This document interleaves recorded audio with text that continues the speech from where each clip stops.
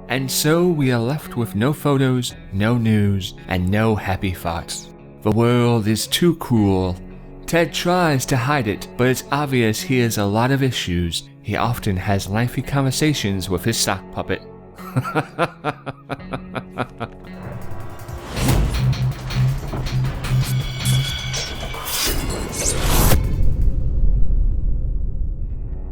Welcome, ladies and gentlemen, I am SocioPsycho and this is Mob Reviews, and today we're going to take a look at 60 Seconds by Robot Gentleman. This is a post-apocalyptic survival, turn-based, choose-your-own-adventure style game. How well does it manage to pull off what it's going for? And that's what we'll dive into here today.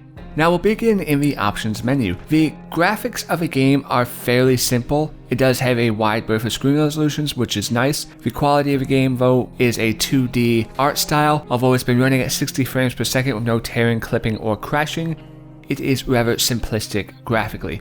Audio, music, which is good, it helps propel throughout the entire game and sets the atmosphere and tone, and they have them on different sliders as I've had to adjust them as they may seem a bit loud in the beginning, so that is appreciative that they have those. And lastly, your controls. Now when it comes to the controls, the only part where you're not using the mouse is the first 60 seconds of the game. So whether you would like to see these rebindable or not, you're unable to, so that might be a deterrent, although it's only prevalent in the first 60 seconds, which is gather up resources in the beginning of the game. Now there are not any leaderboards or anything like that, but there is a slew of Steam achievements that you have connected. So if you enjoy the game, you really have a lot to hunt for, as well as the memory page. Now let's dive in here and talk about what the game has to offer. When we start new game, you have 4 choices. Atomic Drill is just a tutorial based situation. Apocalypse is the beginning of the game in itself. You have Scavenge, which is just playing the first part of the game, and Survival, which is playing the last part of the game. When you jump into any of these, you have the different difficulty settings, which change how the world reacts to you, as you can see. So what is the game exactly? Well, you start out and you have 60 seconds to grab up whatever supplies you can within your house. This is food, water, suitcases, entertainment, weapons to protect yourself. There is a randomizational element upon where items will be stored, as well as your family when you replay, so it's not a memorizational game of where things are. Now you may think 60 seconds isn't plenty enough time, but you have only the availability for fill up 4 hands. Some items, the larger they are, will take up 2 slots. So you may consider taking 2 cans of food, but leaving your daughter behind. Regardless of what decisions you make in these first 60 seconds, they drastically change your outcome and help or hinder your capability to progress through the game later on. If you don't take any of your family down below with you, you're not going to really have the resources in order to adventure outside of your bomb shelter to try to scavenge things in the neighborhood, because more times than not when you come back to your hideout, if you're the only person there, somebody else moves in and locks you out and you die. End of game. That doesn't mean that you can't try to stock up on supplies and be in there by yourself alone, but it does make it a bit harder. So once you gather up the supplies that you need and you're down below, then the game takes a different turn. Because it's not a fast-paced action-style adventure, it is a decision-based. Do we go out to explore to find some items? The world happens in a randomization, reactional way to what you do, meaning upon if you leave your daughter outside, there's a good chance that a bottle of water will show up and you'll think, hey, somebody's being kind to giving me a bottle of water. Well, that bottle of water is radiated and it's actually revenge for leaving your daughter out into the radioactive wastelands. So there's different elements to the choices you make, which can either help or hinder how you survive. It doesn't mean there's a right way and a wrong way of doing it, and the game doesn't push that sort of narrative on you, which allows you to connect more heavily with the choices that you do make. As the game progresses forward, you too actually feel a little concern for your character. Whether you are a female or a male, the choices that you make that affect the family in this situation allows you to be invested in their survival. There are times when you think, okay, we are not going outside, we're not answering the door because there could be dangers, or we're not going to talk to these sort of people that show up and want to trade.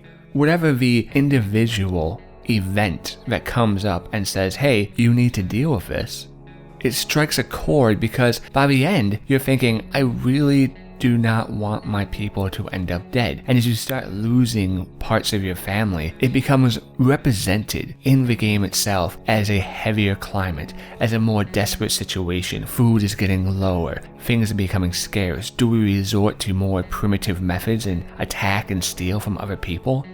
Morale gets low, sickness sets in, radioactive sickness perhaps even. This need to go out of your shelter in order to try find supplies in order to survive in your shelter as well.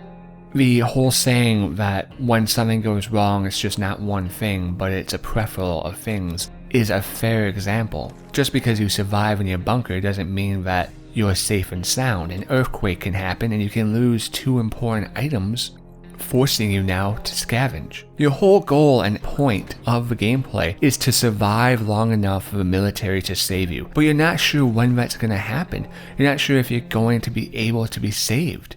And so it's a time scale adventure. The best I've done so far is 50 days, and that was apparently not enough to hold out in order to be saved.